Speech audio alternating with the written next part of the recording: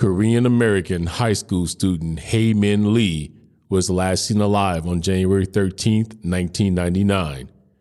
Her body was found 4 weeks later in Lincoln Park. She had been killed by manual strangulation. At the time, 17-year-old Adnan Syed was looked at and later convicted for her first-degree murder. But was he the one who actually committed the crime? Was there things that the prosecution held back? Were they able to trust the one witness that put him in this situation? Join me as I examine the case of Adnan Syed and the killing of Hae Min Lee on this episode of True Crime and Authors.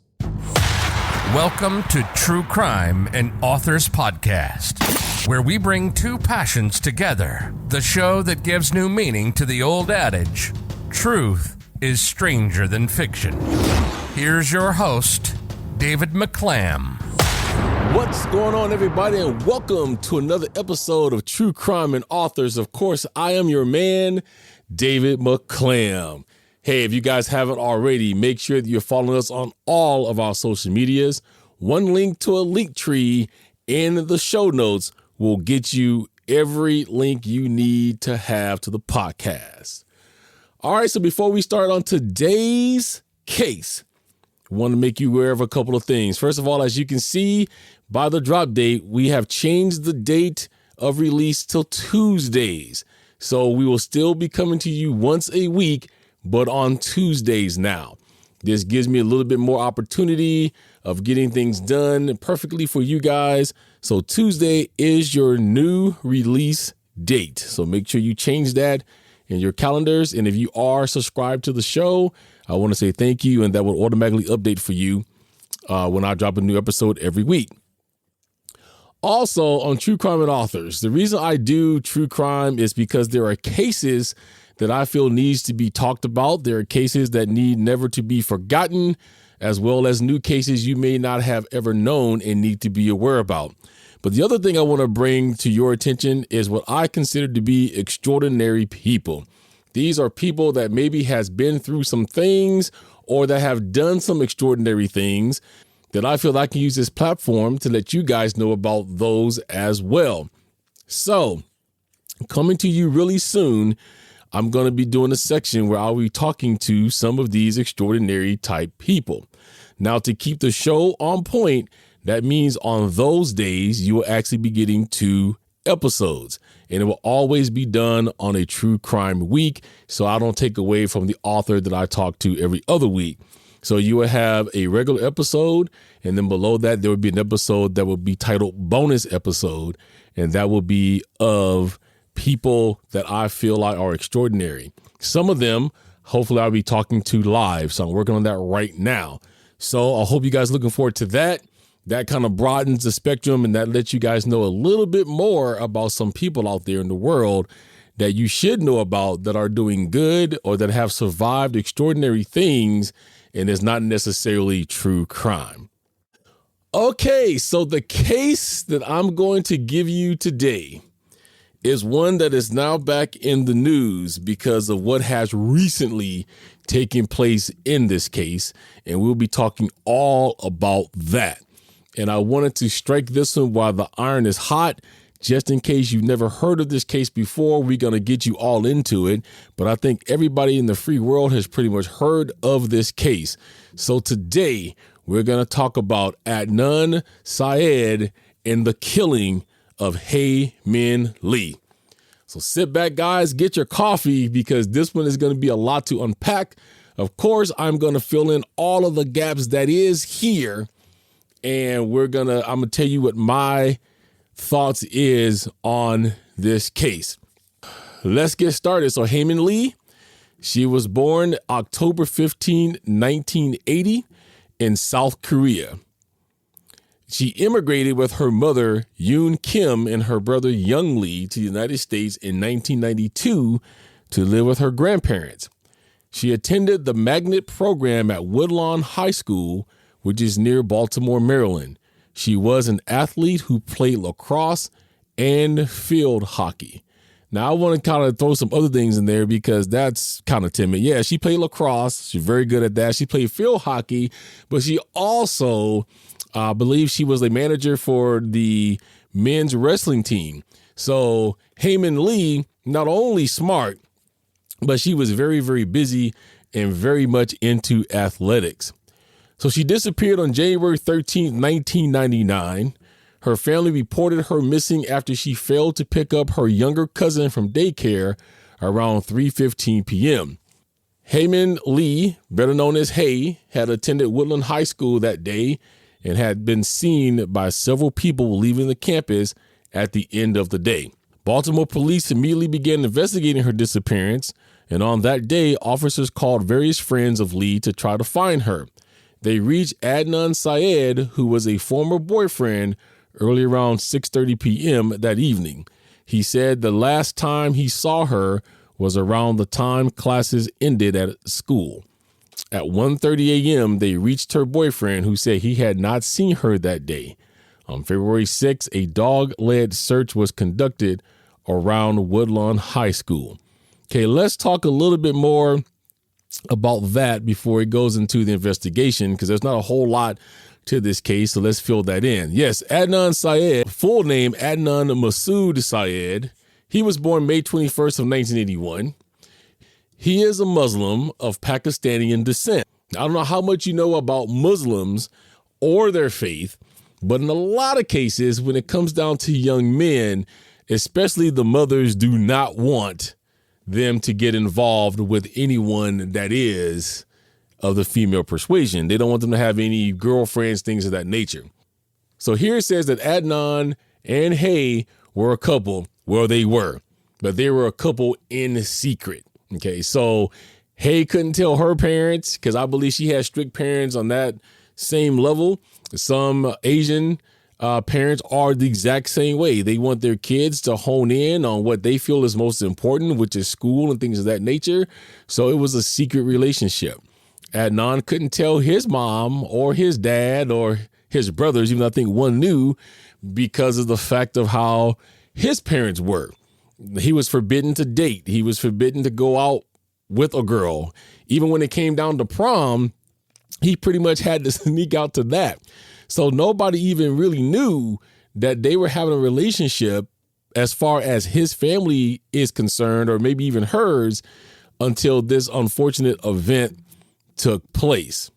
So when it says that they immediately began investigating the disappearance, which they did, and they said they reached out to Adnan, okay, they just didn't reach out to Adnan all of a sudden.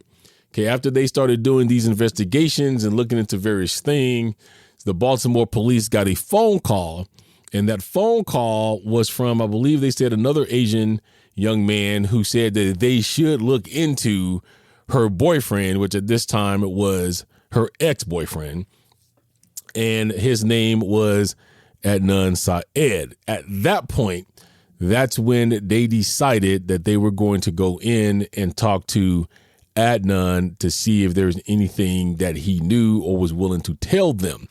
So as they were questioning him at his house, he's basically answering low because, again, his mom and his dad, and they questioned him in front of his father, did not know that he had been dating Hayman Lee.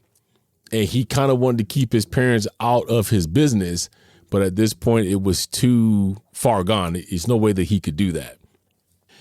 So what ends up happening now is they go into the homicide investigation. Hae's partially buried body was discovered by a passerby in Leakin Park in Baltimore on February 9th. Police attention became focused on the person who reported finding the body. The Baltimore City Police Homicide Division received an anonymous phone call on February 12th suggesting that the investigators should focus on Lee's ex-boyfriend and classmate, Adnan Syed.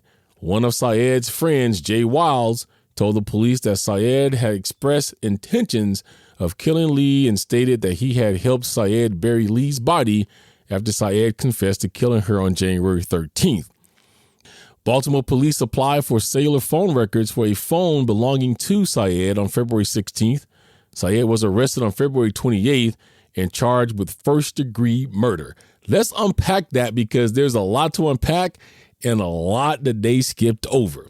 Let's go back and talk about the person that found the body. Now, for me, this begins to get suspicious to me. If you watch this documentary called The Case Against Adnan Syed, which I will post a link to, is in HBO, all you see through this whole entire thing is you see the cops backtracking. Okay, every time they get asked questions, they're backtracking, trying to figure out what they can say, or they're trying to cover their own tracks. Let me see how you would feel about this. Now, according to the police, they said that this young man who found the body and reported it was heavily looked at.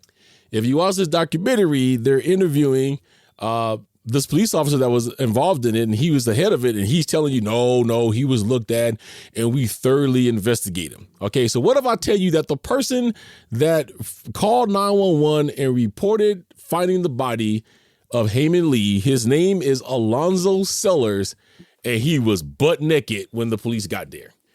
He had on no clothes. He was with the body. And according to police, well, we looked at him, don't think he wasn't investigated. He wasn't taken to jail. I think the most that he probably got was he got slapped with a ticket for indecent exposure, if even that. Okay, because if you look at this cat talk, he's like, yeah, well, we re-looked at him, but we had to let him go because we didn't have any evidence. To me, maybe it's just me, but you got somebody that's calling in saying, hey, man, I found a dead body, and you out there in the woods with this dead body, butt naked.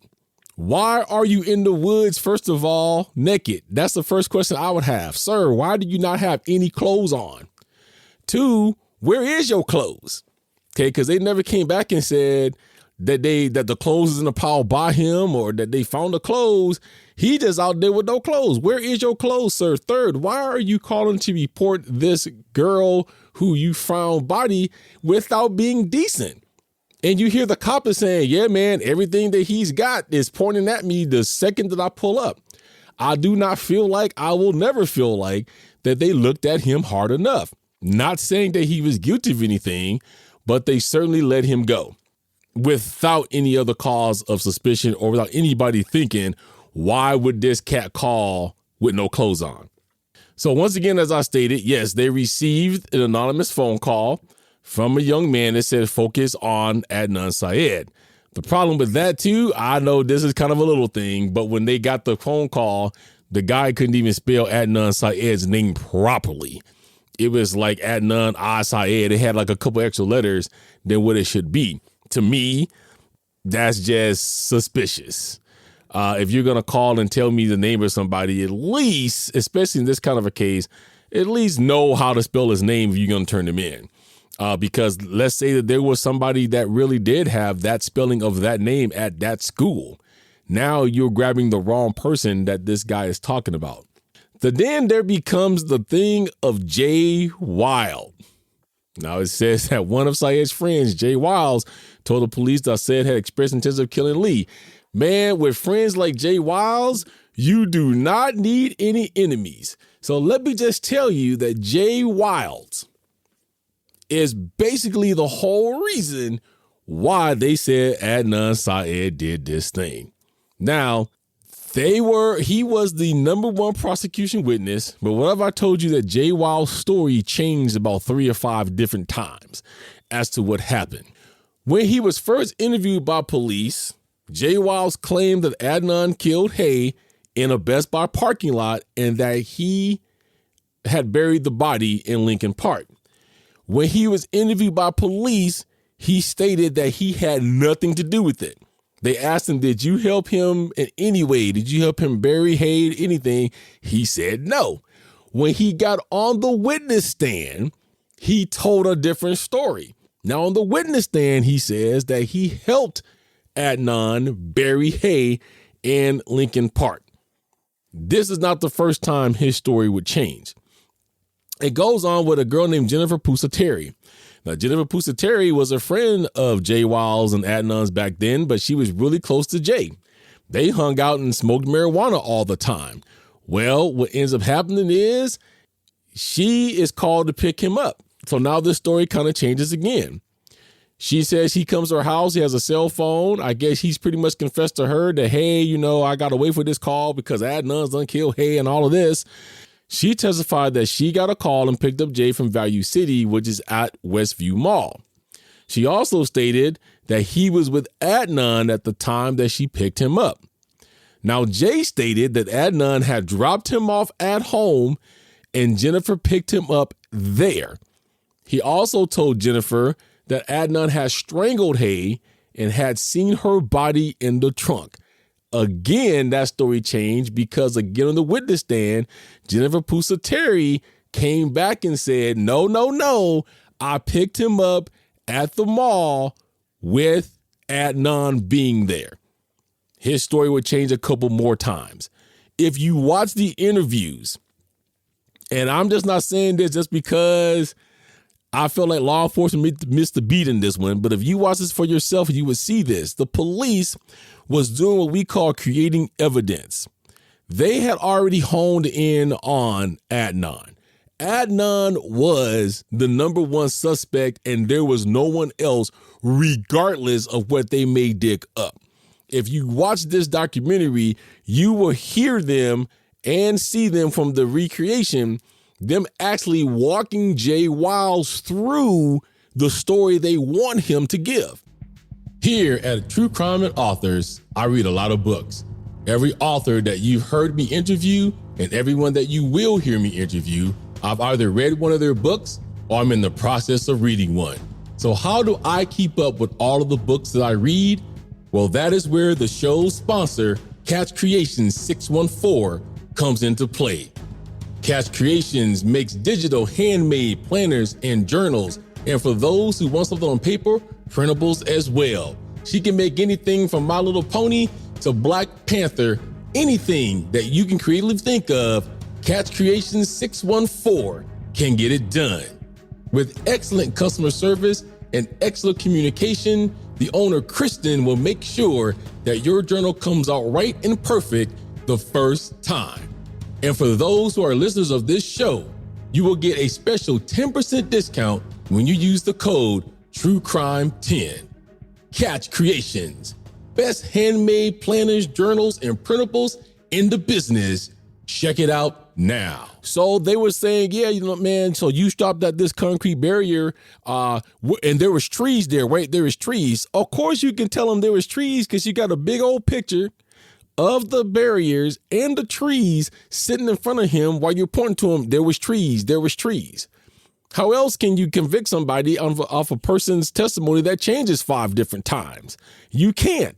But the police was walking him through all of this. The police was creating stories that they wanted him to tell so that they could go further and hopefully convict Adnan. So then after all of that, Adnan's family hired defense attorney Christina Gutierrez to represent him. Adnan's first trial began in December of 1999, but ended in a mistrial after only 3 days. See, jurors accidentally overheard a sidebar dispute between Gutierrez and the presiding judge, and Gutierrez interpreted a statement by the judge as tantamount to accusing her of lying and said as much. Unaware that members of the jury were within earshot, after learning the jury had overheard this exchange, the judge granted Gutierrez his motion for a mistrial. Adnan's second trial began in January and lasted 6 weeks. And on February 25th, 2000, the jury found Sied guilty of first-degree murder, kidnapping, false imprisonment, and robbery. Sied was sentenced to life in prison plus 30 years, and Sied's family immediately fired Gutierrez following the verdict. Let's go back and step through that. Why so many charges? First of all, folks, I've never understood these sentences that say, I'm going to sentence you to life and 30 years. My daughter always laughs at me, so I'm like, so what you going to do? He going to die, then you're going to bring him back and make him serve another 30 years. Life is life. Either way it goes, he's there for life. Now, he was accused of first-degree murder. When you get first-degree murder, that states that you have basically intentionally and premeditated the murder of someone else. kidnapping because they're saying that she had to be taken, put in a car in order to be killed because according to Jay Wiles, she was killed in her car. False imprisonment, same thing. If the person is trying to get away from you and you won't let them go, that's false imprisonment. I'm going to give it to you in layman's terms. It's this simple. If you are in an argument with somebody and they want to leave the house and you block the door and they cannot get out of the house, you are now guilty of false imprisonment. And robbery because of her car. Her car was taken and was moved after this was done. So that's why he had got so many charges. I want to take you back, though, and tell you again, he was convicted on the testimony of Jay Wild, who changed his story 5 different times, folks. You got to watch this to believe it. He didn't remember where Hae was killed. First, she was killed at the Best Buy parking lot. Then she may have been killed somewhere in the woods.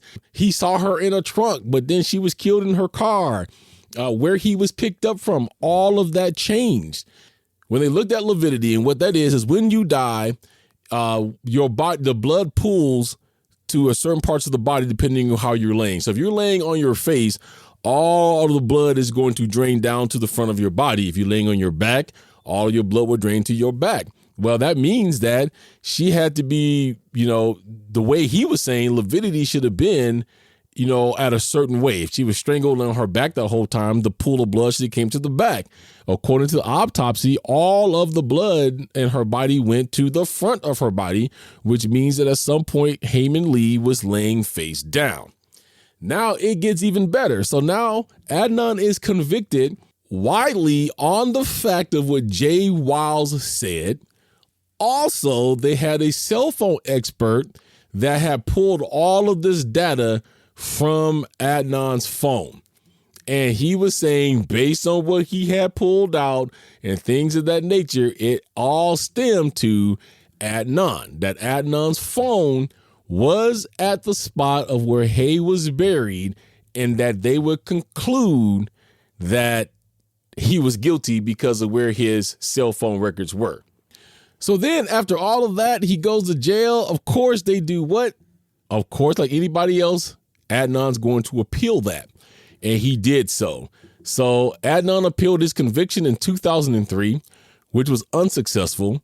He later made an appeal for post-conviction relief in 2010 based on ineffective assistance of counsel. This was based on Gutierrez's failure to investigate an alibi witness whose name was Asia McClam, who maintained she was talking with Adnan Syed in the library at the exact time that prosecutors said Adnan attacked Lee in a Best Buy parking lot several miles away. The judge had ruled that Gutierrez's decision not to call McClam as a witness was part of her defense strategy rather than an act of incompetence. And the judge said the letters McClam sent Syed in jail were weak and possibly damaging evidence for the defense since they did not state the time she saw him at the library and contradicted Syed's own account from that day. This appeal was initially denied in 2014. Let's walk through that because I don't agree with what the judge said. If you watch the documentary, Asia McClam does make an appearance. Asia McClam does state that she was with Adnan at the time of Hae's murder, but she had never been contacted or interviewed by anyone. That also includes his defense attorney. If you have a defense attorney, it's not the defense attorney's job to make sure they cross every T, dot every I. This could have been the girl that could have put reasonable doubt in the jury's mind against Jay Wiles, but never got called by the defense. So Asia McClam goes on to say, I was with him at the time that this took place. We talked. She actually talked to him about Hae, because this whole thing is coming out. Remember, I told you at the beginning, it was pretty much forbidden love. Well, down the line, what they're missing is how do we get here? Down the line, Hayman Lee kept a diary. She wrote everything down in this diary, from how she was feeling to being with Adnan and the whole thing. It was starting to get to her that she had to have a secret relationship with him because he was Muslim. Now, in a lot of this, they say, well, Hayman Lee's parents couldn't know either. But the way she was writing this kind of contradicts that. It kind of makes it sound like her parents could have known, her parents has known that she's dated before, that this was all on Adnan's end because of the way that his family was about him dating. So it came to a point to where Hae was tired of being in a relationship that had to be secret, and she broke up with Adnan. So the whole prosecution's theory is because Adnan had a broken heart and Hae was going out with somebody else, that he was jealous, and the revenge for this was to kill her. Agent McClam debunks that because not only does it she's with them, but she states that she actually talked to Adnan about how he felt about Hayman Lee having a new boyfriend and them breaking up. And her reply was that basically, yes, he was sad about it, but he stated that he only wanted her to be happy, that he truly understood, and that he had no malice of any kind against Hayman Lee. He knew she had a new boyfriend. He had no malice, but that was never called in because his attorney never called her. And I disagree with the judge because the judge ruled, as you heard, that was probably her decision not to call McClam because it was part of her defense strategy rather than active incompetence. What defense strategy could you have if you got a girl that says, hey, I was there that day, I can probably help clear him up a little bit, but you never call him? Now, he calls her letters weak. She did write Adnan a letter in jail pretty much saying, hey, you know, I don't know if you remember me from the library. My name is Agent McClam. We hung out on that day. She actually did put the date down there. We talked in the library. If there's anything I can do, let me know. But in that letter, she also stated to him, I want you to look me in my eyes and tell me that you are innocent of doing this crime. And that she would contact any lawyer she had to. She had already been contacting his lawyers and trying to see if they can get a three-way call in. She was willing to do whatever it took to exonerate him on that end because she knew the truth. I want to remind you guys again that Adnan was not a bad kid. He was a straight A student. He was making honor roll, which means 4.0, right? He was on his way to college. So you would have to believe that he wanted to throw his whole life away over this. If you can believe that, then maybe he did it. But let's move on. So on February 6, 2015, the Maryland Court of Special Appeals approved Adnan's application for permission to appeal for a potential hearing on the admissibility of the alibi testimony of Agent McClam. On May 18th of 2015, the Maryland Court of Special Appeals remanded the case to the Circuit Court of Baltimore City. Adnan's lawyer, C. Justin Brown, filed a motion on August 24th of 2015, saying that a newly recovered document showed that the cell tower evidence used by prosecutors was misleading and should not have been admitted at trial. Additionally, prosecutors have said that two other suspects have arisen in the case, though their names have not been released. On November 6, 2015, Baltimore City Circuit Court Judge Martin Welch ordered that Adnan Syed's post-conviction relief proceedings to determine his eligibility for a new trial would be reopened in the interest of justice for all parties. The post-conviction relief hearing, originally scheduled to last 2 days, lasted 5 days from February 3rd through the 9th of 2016. The hearing was attended by people from across the United States, including Sarah Koenig. Agent McClam testified that she talked to Sied at the library on January 13th, 1999. Now let's walk a little bit more through that because they talked about the cell tower evidence, but they don't tell you what actually happened with that. So what if I told you that the guy who was in charge of doing the cell phone analysis came back and said, well, he had to pull his testimony because the data was unreliable. So he pretty much came and said, hey, the findings that I came up with was totally unreliable data. I cannot stand by that, and I cannot say that that was Adnan's phone that was there. They shoot to the police. They making more excuses, and they came up with, nothing's gonna be perfect. But we only look at 51% to get evidence for arrest, but we want 100% for conviction. You don't have 100% for conviction if you got this guy saying, hey, my data was totally unreliable. It's got to be thrown out. So as you heard, we opened that back up. They let Agent McClam come in. She testified what she wanted to testify to. Let them know, hey, I was with him January 13, 1999. And then it said that it was attended by people like Sarah Koenig. Well, let's talk a little bit about that and why I'm sitting here. Basically, Adnan has a cousin named Rabia Chaudhry. Rabia, at the time that he got convicted, said, I am not going to let this go.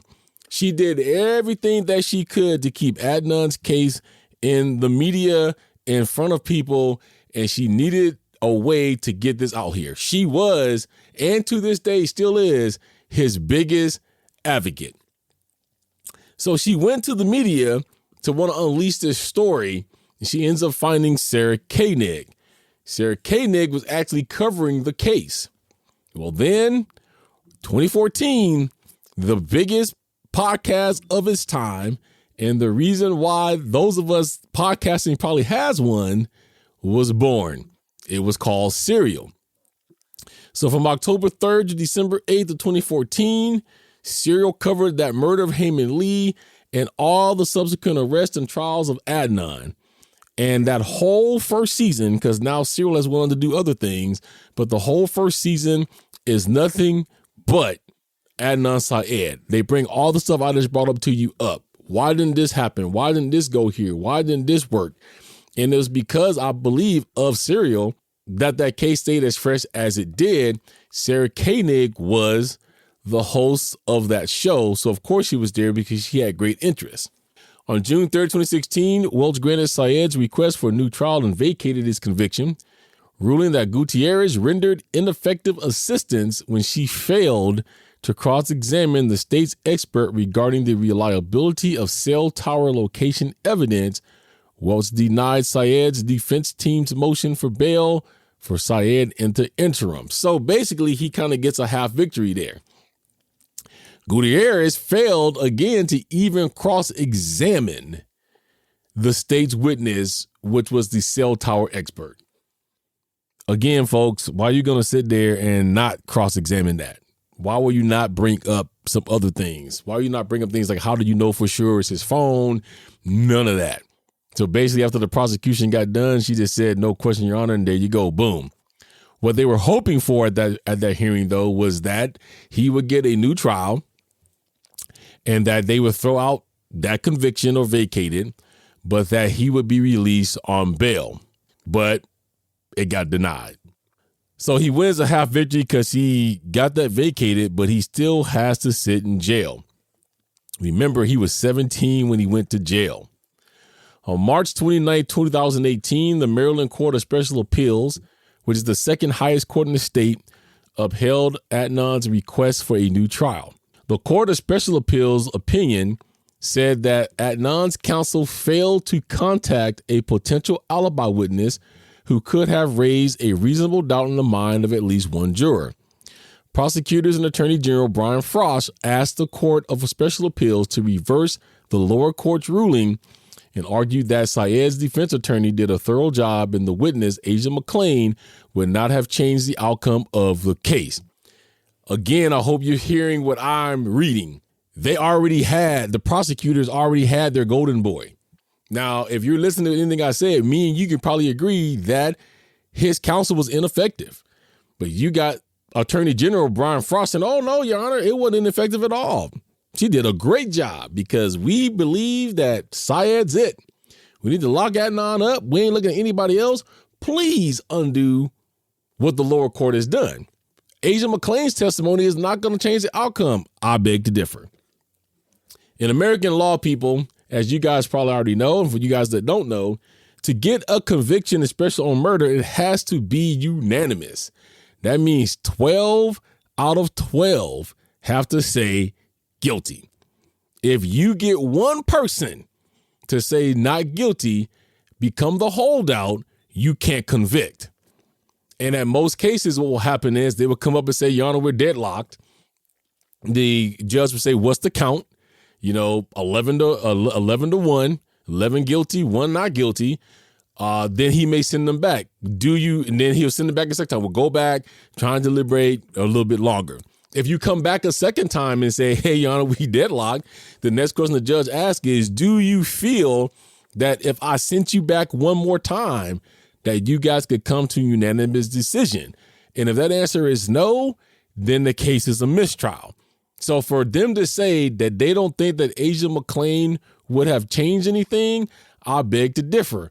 Because if I was on that case and heard that, I would have been the one person that said, I can't convict him because Asia is telling everybody that she was with him. So how can he be two places at one time?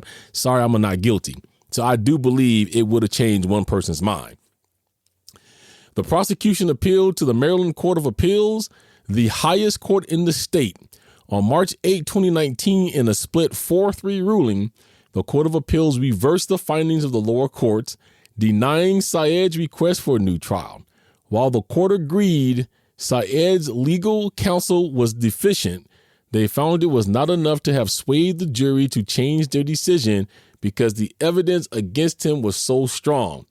It does little more than call into question the time that the state claimed Miss Lee was killed and does nothing to rebut the evidence establishing Mr. Sied's motive and opportunity to kill Miss Lee.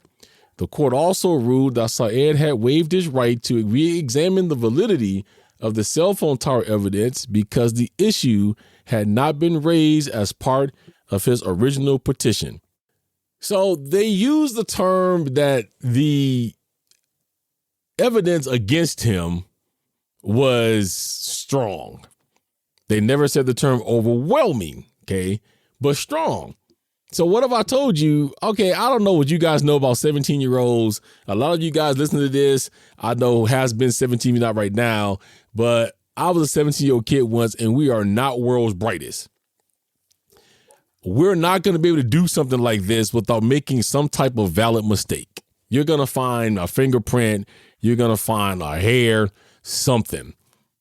DNA that they had at the time did not come back to Adnan at all. They had nothing there to prove that he did any of this. There was no hair in the car. They didn't find any prints. They didn't find anything. So to say that that evidence is strong, the only thing they're going off of the evidence being strong is because Jay Wilds said that he was there. But Jay Wilds also changed his story 5 times. And why didn't he go to jail? Okay, you admitted on the stand at least once that you helped him bury. Isn't that an accomplice? But no, because he was the prosecution's golden boy. He did everything he was supposed to do. He said everything the cops wanted him to say. Jay Wilds didn't really do anything behind this. He just got a slap on the wrist because he was able to give up this evidence that was linking him supposedly to it and was going to put him in jail for life.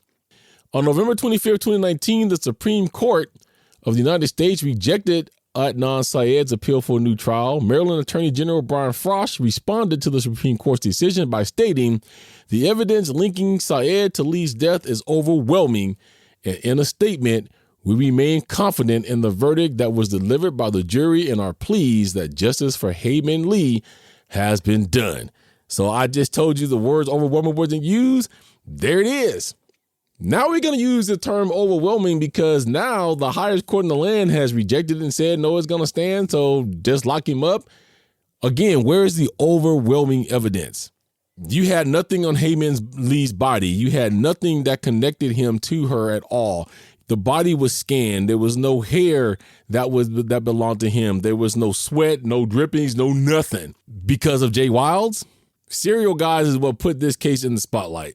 Serial is what kept it alive. Serial is what put pressure on this case for them to keep doing what they were doing. To prove that, After the podcast serial ended in 2014, there was a discussions by the Innocence Project about conducting DNA testing of the physical evidence collected in 1999. Documents obtained by the Baltimore Sun in early 2019 showed that Maryland prosecutors tested multiple items tied to the murder in mid-2018, and Adnan Syed's DNA did not match any of the DNA present. This documentary I keep telling you guys about, they hired people to go in on their own. Right? They hired people to go in. They hired people to look at it. They wanted to know, rerun the DNA. Serial really kept tossing this up, but you heard it there again. None of the DNA matched Adnan Syed. Again, we are not that bright at 17. On March 10, 2022, the Baltimore City State's attorney signed on to a motion filed by Adnan's defense attorney, Erica J. Sutter, requesting that the court order new DNA testing on Lee's clothing, shoes, and rape kit. The joint motion stated that those items had never been tested for DNA. On March 14th, a city judge ordered that the Baltimore police send evidence to the Forensic Analytical Crime Lab in Hayward, California, within 15 days. Again, it was believed that she may have been raped because of the discovery of how her body was. Now, let's talk about one other person before we get any deeper that could have had something to do with this, and they totally overlooked it. Hae was dating a guy named Don Kleindienst. He was way older. I think he was somewhere in his mid-20s when Hae is 19 at this point. People are asking things like, what would he want with a child that young? What was he doing? All right, well, here's the thing behind that. According to the police, don't think that we didn't look at Mr. Don Kleindienst, because we did. Not hard enough. So they go back and ask Rabia, why did she never really look deep into Don Kleindienst? And she said because she didn't feel like she needed to, because she thought he was at work that day. So what if I was to tell you that Hae was last seen by him because she had went over the night before her murder and she had spent time with Don Kleindienst at his home. She returned home very late. Now, according to him, he was supposed to see her after work the next day, which is the 13th, at about 6 p.m. The police can't raise Don until 1:30. Okay, from all reports, he's left all kinds of messages. They said, get a hold of us. He didn't try to contact anybody, and he did not try to contact Hae all day. Now, he knows that supposedly she's gone. Got these messages, hey, we don't know what, can you call us back?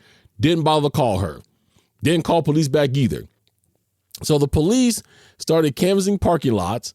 They actually contacted Harford County, which is where Don Kleindienst was from, to locate Hae's car, but they came up with no results.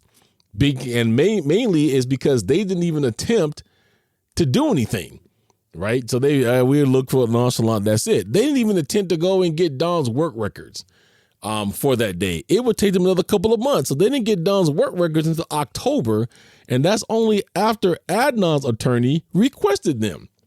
And when they got the records, they got this biggest shock because it was discovered that his mother was also his manager, which means his mother was his alibi. Folks, I'm not saying that every parent lied for their kids, but here you go. His mom would say, oh yeah, he was here. Nobody knows that for sure. His time card is there, but it's his mother. Can we really trust those words? He did do an interview where he stated that he was in love with Hae, but then he said something to me that was chilling. Yeah, I was in love with her. I'm sad she's gone, but I got a whole lot of other things on my mind to be worried about that. To me, that speaks volumes. She had a friend named Debbie Warren. Warren knew that Hae was going to spend time with Don at the mall. She became suspicious of him out the box. So she reached out to him on her own through email, and that turned into a 7-hour phone call where she was asking him questions like, hey, do you know where she is? What kind of things did you guys do? How did you really feel about her? Do you have anything to do with any of this? All of that. But all of that was on a phone call. So now they've looked this guy over. They ruled him out because the fact that now I guess he has some kind of an accident. He is now disabled. And on the documentary, he states that he ain't got no time for all of this. All he wants this to do is go away, and he really doesn't care who believes and don't believe his alibi. So to take the podcasting a little bit further, as I told you, Serial ended in December 18, 2014. So Rabia, who I should mention is also an attorney. Matter of fact, when this started happening, she was still in law school to become an attorney. By this time now, she's a full-fledged attorney. So in 2015, Rabia Chaudhry, Susan Simpson, and Colin Miller, who are also attorneys, began producing a podcast called Undisclosed, The State versus Adnan Syed. Rabia says that she is Adnan's friend from childhood and strongly believes in his innocence, while Simpson and Miller became interested in the case from listening to Serial. The podcast involved a detailed examination of the state of Maryland's case against Adnan Syed.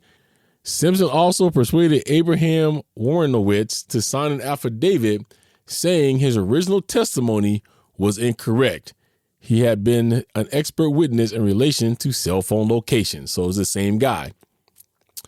Around that time, Investigation Discovery aired a 1-hour special called Adnan Syed, Innocent or Guilty? On June 14, 2016, based on the new analysis of evidence brought up in the podcast. In 2016, 2 books were published about the case. Confessions of a Serial Alibi, written by Agent McClam Chapman, was released on June 7, 2016. And Adnan's Story, The Search for Truth and Justice After Serial, written by Rabia Chaudhry, and that was released on August 9th of 2016. Asia was so torn about it that she wrote her own book. She wanted everybody to know where her side of that was. She wanted, maybe it's to clear her conscience, even though she had nothing to clear her conscience for, but she wanted the world to know, hey, I saw him on that day. There's something that we need to be questioning. In May 2018, like I stated, HBO announced that they would produce a 4-hour documentary based on the murder case called The Case Against Adnan Syed. The first part of a 4-part series released on March 10, 2019, and the HBO documentary revealed that Syed turned down a plea bargain in 2018 that would have required him to plead guilty in exchange for a shortened sentence. Folks, I know maybe I trust people too much, but I'm going to tell you, if I committed a murder and I'm saying I'm innocent and I know I'm not, and I'm looking at staring life plus 30 years, I'm never getting up out of here. This is it. I filed every appeal I could possibly file. Every time they look at me or see my name on a docket, they're already pretty much saying, nope, nope, nope. I'm going to go ahead and plead. I'm going to ask my attorney, hey, is this the best thing I got? You know, do I get time served? Do I get to get out of jail right now? What is this? He could have been out sooner. He could have been out that day, next week, whatever. But he refused. And to me, a person that stands by their innocence speaks volumes, unless there is circumstances in which you can't do that, which at the end, I'll tell you what I feel that is. So in February 2016 statement, Lee's family remained convinced of Syed's guilt, saying that it is now more clear than ever that he killed their daughter. I feel for the Lee family. But again, I have to go back to what evidence do you have? If you're listening to Jay Wild's evidence, no. He changed his story 5 times. You have no DNA. It's been tested, retested of any kind. As a family member, I know that that's hurting and you think you got the right guy, but you have to question yourself, what do they have? So recently, a big thing came across my phone. Because I've always followed this story. I've been following this story for a long period of time. I actually wrote Adnan because I was going to do his case over at A Day with Crime. I didn't really expect to get an answer back, which I never did, because of the fact that he was getting flooded with tons and tons and tons and tons of mail all the time. So what ends up happening is I get this text come across my phone. This what took place. Prosecutors in Baltimore investigated Adnan's case, declaring that new evidence they uncovered undermined Adnan's conviction. They filed a motion on September 15, 2022 to vacate his conviction, citing Brady violations from prosecutors who worked on the case decades ago. If you don't know what a Brady violation is, it came down to that they're saying that the prosecution had evidence that they needed to share with Adnan's defense, that if they would have shared this, and the defense team could have brought this to light, this could have exonerated Adnan. Basically, is withholding evidence. It is a Brady violation. That's what that is. You cannot do that. Both sides has to give up any evidence that they have. They didn't do that. So on September 19th, the circuit court judge, Melissa Finn, vacated Adnan's conviction. He was released from prison the same day. On October 11th, prosecutors filed nolle prosequi with the court to drop all charges against Syed. So what nolle prosequi basically is legal Latin, meaning to be unwilling to pursue. Now, up until this point, I thought that Adnan was going to get what I have now termed West Memphis 3. And remember I said earlier that I'll tell you what I felt like a circumstance would be not to take a plea deal if you are innocent. I was referring to the West Memphis 3. I have yet to do that case on this show. I've done it on Day with Crime, but basically what ends up happening is West Memphis 3 gets the same thing. They're in jail for all these years. They were young kids when they went to prison, and now they're coming saying, hey, we'll give you all these plea deals, but you got to say, hey, you did it. And they never would say that. Towards the end of that, the prosecution now finds out that there is more evidence that could be coming up that can pretty much exonerate them. And the worst thing that a prosecutor wants to do is to completely lose a case. Well, they went to them and they said, hey, we'll give you guys Alford pleas. We're going to let you declare your innocence to everybody who wants to listen. But in the books, it's going to go down as saying you were guilty of this crime. This is done for a number of reasons. One of them is to save the government a whole ton of money, because the prosecutor of that case actually came to the mic and said, it's a win-win for all of us. They got free. We save money. Why would they do that? Because they had Damien. They were going to kill him. He was the only one of the three that was on death row. And they came back and said, hey, man, look, you don't have to take this plea. We can certainly file for a new trial. A new trial could take a year, 2 years, 3 years. But if Damien's death warrant expires at that time, they're going to kill him underneath the current conviction. So even though the other boys and Damien did not want to take the Alford plea, they did that basically to save his life. So up until they said that, I thought that Adnan was going to get West Memphis 3, that they were going to force him to take an Alford plea so that they saved a bunch of money and time, because as I had read earlier, yes, they overturned his conviction and they let him go. What is not saying is at that point, up until the nolle prosequi was ordered, the prosecution had 30 days to go back and to decide to retry him. And at that point, when they let him go at the press conference, the prosecution was so up there saying, we ain't saying that he innocent. We got 30 days to retry. We're just saying for the fairness of justice that we had to let him out now based on new things that we heard. So they're telling you, we still think that this is the man, but we got 30 days to decide. Let's look into the evidence. Well, on October 11th, so they filed that motion on September 15, 2022. So October 11th, 4 days away from 1 month, they had to decide what they were going to do. And then they filed that nolle prosequi to drop all charges against Adnan, which means what they did is they basically exonerated him at that point. Let me tell you what I think about this case. I followed this case for a very long time. I've listened to every episode of Serial at least twice. I've seen every documentary that's been done on this case. I don't think Adnan Syed is guilty. I don't think, regardless of what you feel about Muslim religions or whatever, I have a few friends that is. I could tell you that there's some of the more docile guys that I know, and I understand that we see the bad side of the Muslim religion, right, with the terrorist attacks and 911 and all of that. Well, I'm a Christian, and people like to bring out the bad sides of Christianity too as well, right? Creflo Dollar with preaching that God's going to give him planes and you got to keep giving him money for that, all the way down to Jim and Tammy Faye Baker, Jimmy Swaggart. I mean, the list goes on. So there's bad in all of them.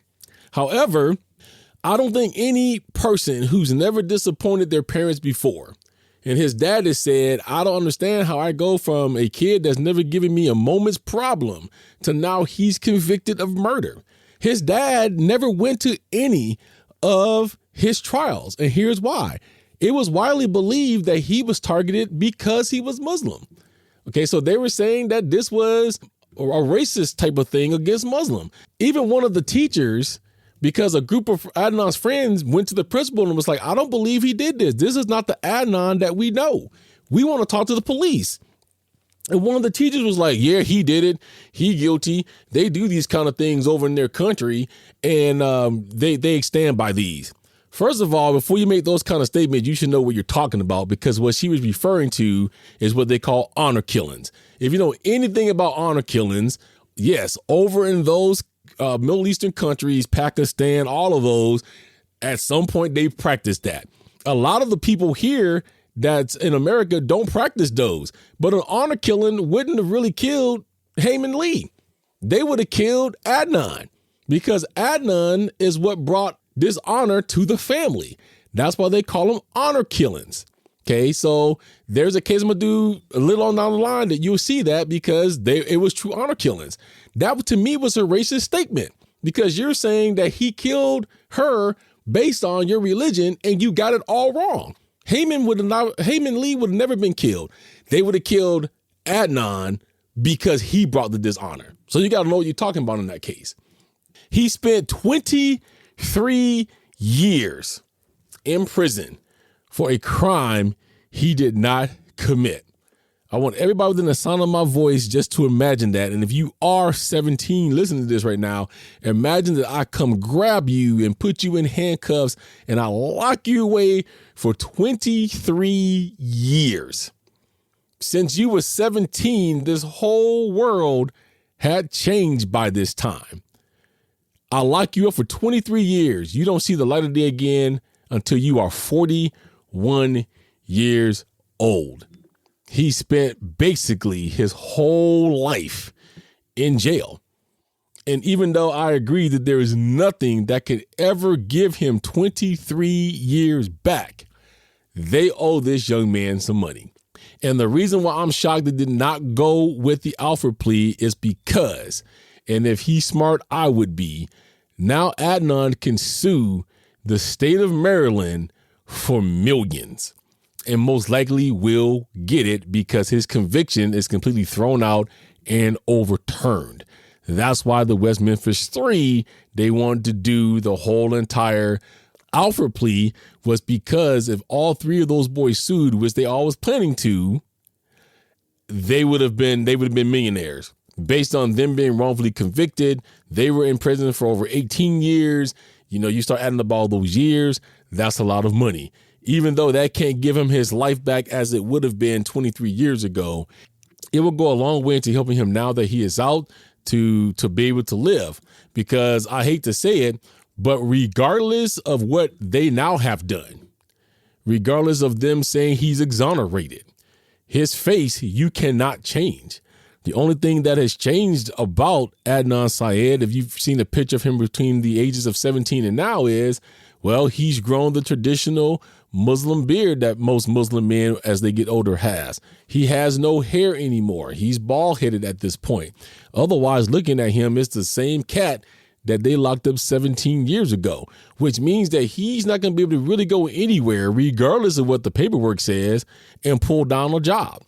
Because he would get harassed and for people that still believes he did it, that's a why don't you just tell us you did it type of situation.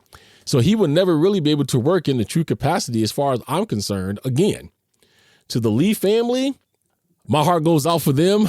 I hope they find whoever did it. I just don't believe, like millions of others, Adnan is it. That young man had too much stuff to live for.